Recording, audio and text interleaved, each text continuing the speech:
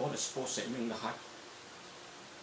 Sa umaga pong ito'y pag-aaralan po natin ang patungkol po sa kasalanan.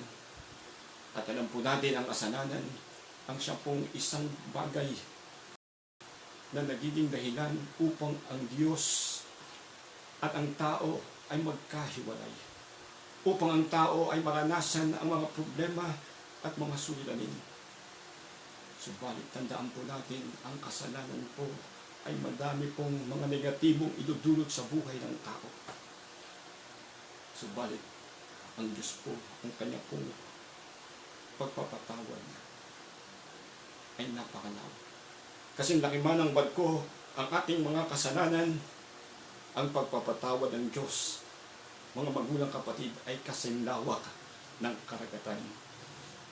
Sa umagang pong ito, ituhayan po natin ang pagpatungkol po sa kasalanan at sa dakilang pag-ibig at pagpapatawad ng Diyos sa lahat ng tao na lalapit at magpapakumbaba sa Kanya. Manalangin tayo. Panginoon, marami pong salamat sa umagang ito at ang aming dalangin, O Diyos, Ikaw ang siyang patuloy na manguna sa aming pag-aaral ng iyong salita, O Diyos. Ikaw ang manguna, O Diyos, sa aming mga puso at sa aming mga isipan. Buksan mo po ang aming isipan, O Diyos, at mailagay sa aming puso, Panginoon, ang katotohanan na nanggagaling sa iyo. Marami pong salamat. Ito po ang aming panalangin sa pangalan ni Jesus.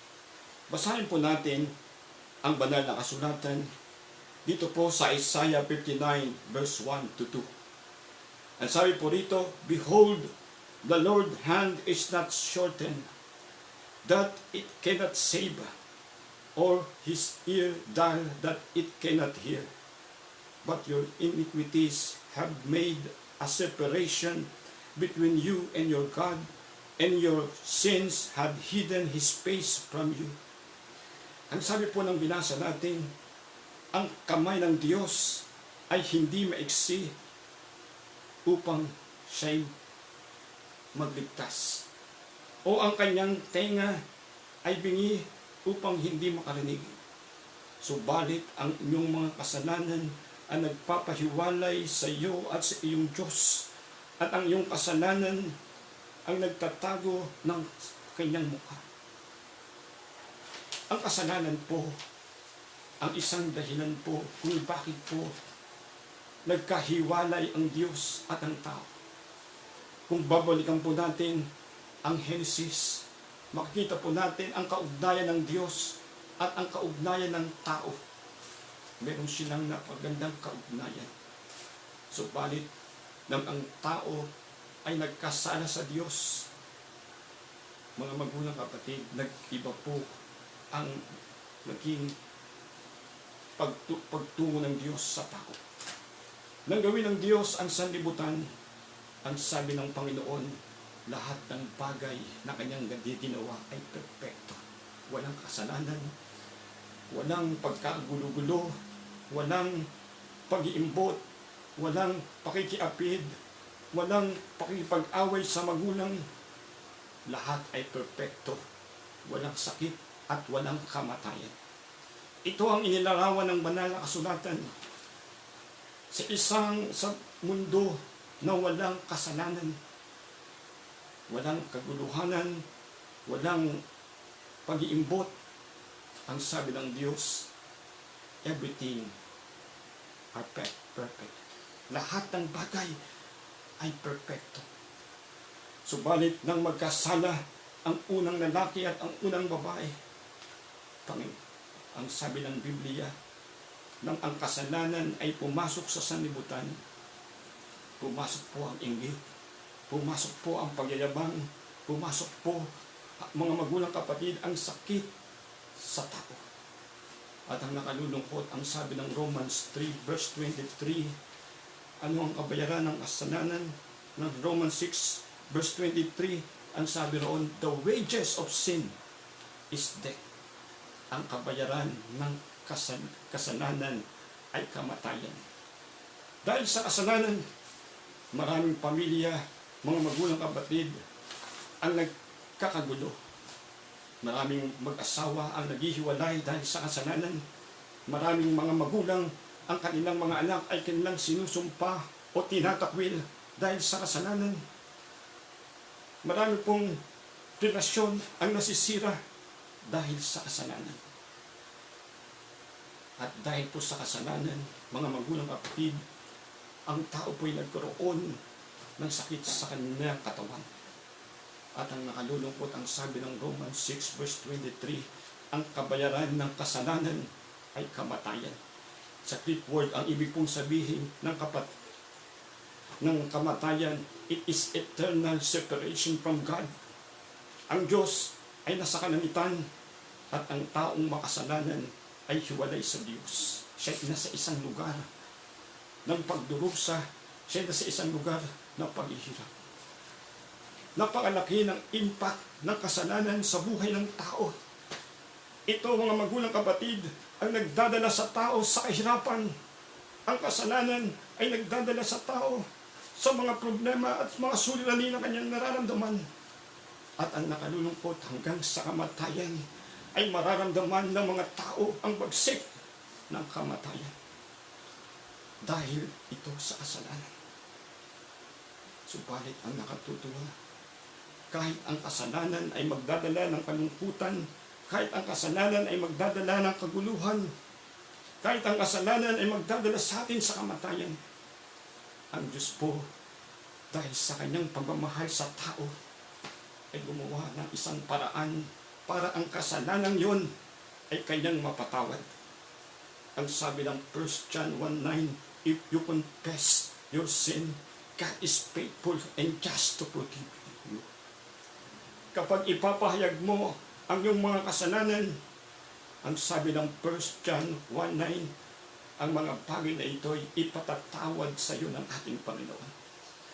Ang kasalanan na nasa ating puso, ang kasalanan na ating ginagawa halos araw-araw, ang kasalanan na ating ginawa sa harapan ng Diyos at sa harapan ng tao. Ang sabi ng banal na kasulatan ay ipatatawad ng Diyos. Subalit ano ang gagawin natin kung ipapahayag natin ang ating mga kasalanan? Siya'y tapat at banal na ipatatawad ang lahat ng mga bagay dito. Ako at ikaw ay makasalanan. Ang sabi ng Romans verse 3 verse 23, for all have sinned and come short to the glory of God. Ang lahat ng tao ay nagkasala. Lahat ng tao ay papunta doon sa pagkakahiwalay sa Diyos sa isang lugar ng paghihirap.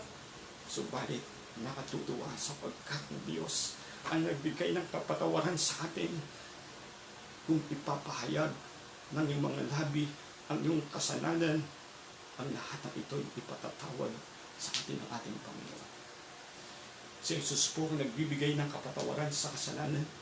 Si Jesus po ang nagbibigay, mga magulang kapatid, ng pagpapatawad sa buhay ng bawat isa sa atin. Sa banal na kasulatan po ay meron pong pangyayari dito po sa Luke chapter 5 verse 17. Meron pong magkakaibigan na dala-dala nila ang kanilang kaibigan na may sakit, paralyzed ang kanyang katawan. Hindi nila ito madala kay Jesus. Bakit? Sapagkat napakaraming tao sa paligid ni Jesus. Ang kanilang ginawa, sila'y pumunta doon sa bubong at ito ay kanilang binutas at pagkatapos ay hinuhulog ang kanilang kaibigan na may sakit at karamdaman. Nang ito'y makita ni Jesus, ito'y kanyang nilapitan. At ang sabi ni Jesus sa lalaking yon na may sakit at may karamdaman, your sin was forgiven. Nagulat ang mga Pariseo, nagulat ang mga religious leader, bakit si Jesus ay nagpatawad sa tao yun? Ito'y sinabi ni Jesus, mas higit ba mas maghibigit pa sa inyo na pagalingin ko ang taong ito o kaya bigyan siya ng pagpapatawad sa kanyang kasalanan? Nang ito po'y sinabi ni Jesus, ang lalaki pong yun, yung kanyang sakit at karamdaman ay nagkaroon po ng kagalingan. Ang resulta po ng pagpapatawad ay kagalingan sa taong iyon.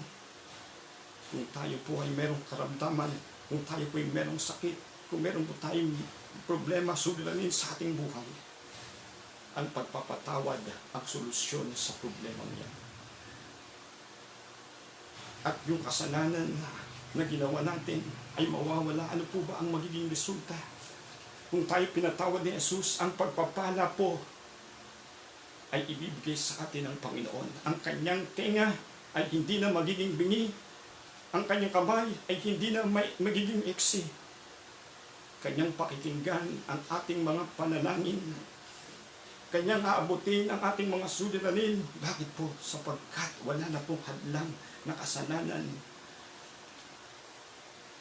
Ang sabi ko ng 2 Corinthians 5 verse 21, siya na walang kasalanan ay naging kasalanan upang kung tayong lahat ay lumapit sa Kanya, ang sabi ng Biblia, tayo magiging isa sa Kanya.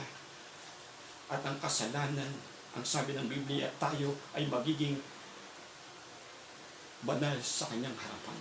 Ang tao na makasalanan kapag lumapit kay Jesus, humingi ng pagpapatawad at makipag-isa sa Kanya, ang sabi ng 2 Corinthians 5 verse 21, siya ay magiging banal sa harapan ng Diyos dahil sa pagpapatawad na binigay ng ating Panginoon Jesus.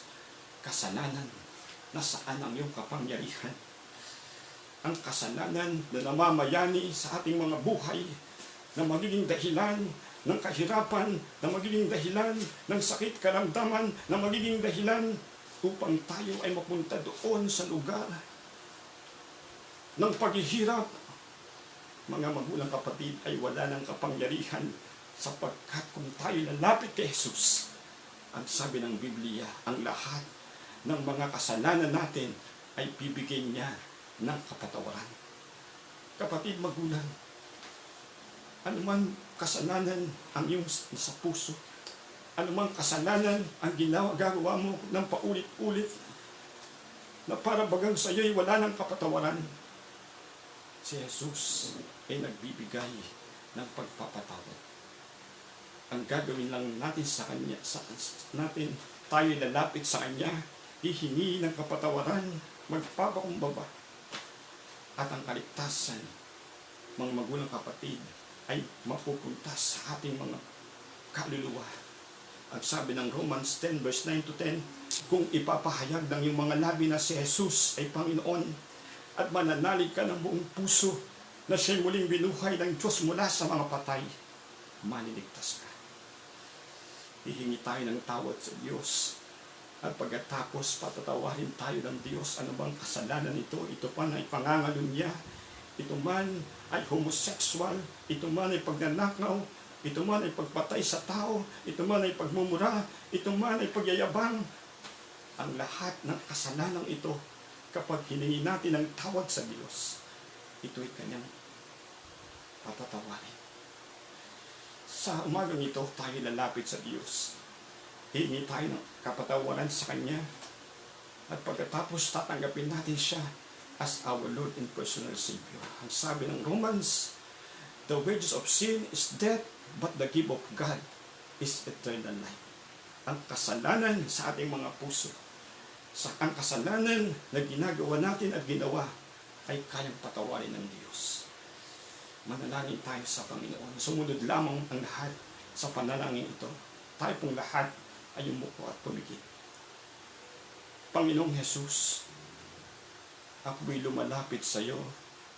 Humingi po ako ng kapatawaran sa lahat na aking nagawang kasalanan. Kasalanan na sinasadya man o hindi, Panginoon. Ginawa ko, Panginoon, sa isip, sa salita at sa gawa.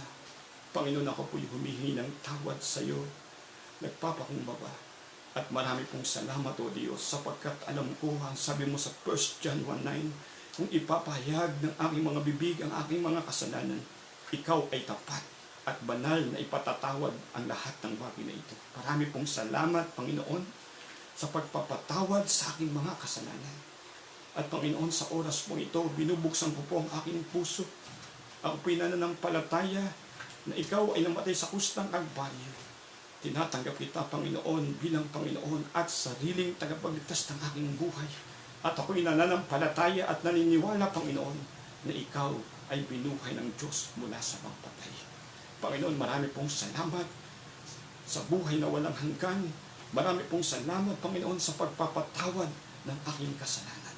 Sa iyo po ang papuri sa pangalan ni Jesus. Amen and amen. Ang kasalanan ay wala ng kapangyarihan sa buhay ng isang tao na lumapit kay Jesus at nagpakumbaba. Ang kasalanan ay wala ng kapangyarihan sa ating mga kaluluwa at espiritu kapag tayo namayapa na. Meron tayong kaligtasan. Kapag pumikit ang ating mga mata, sigurado 100% pagdilat ito, kasakasama natin ang ating Panginoon. Patuloy po tayo na magbasa ng Biblia at magpasalamat sa kabutihan at pag-ibig ng Diyos. Sa Diyos ang papuri. Maraming pong salamat. Finish.